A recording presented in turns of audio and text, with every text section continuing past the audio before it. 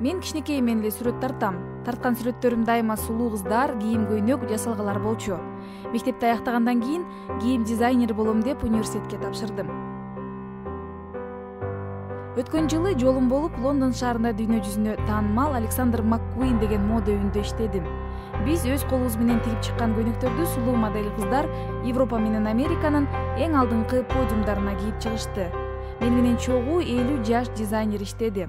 Баарыбыз бекер кызмат кылдык. 5 ай бою көп учурда эртең мененки 9-дан түнкү 1-ге чейин. Ал эмгектин ордуна алганыбыз баалуу тажрыйба, резюмебизде көрүнүктүү ишкананын аты.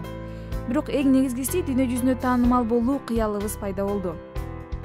Биздин өлкөбүздө миңдеген белгисиз дизайнерлер, кийим тигүүчү, бычуучу кишилер, текстильщиктер иштешет.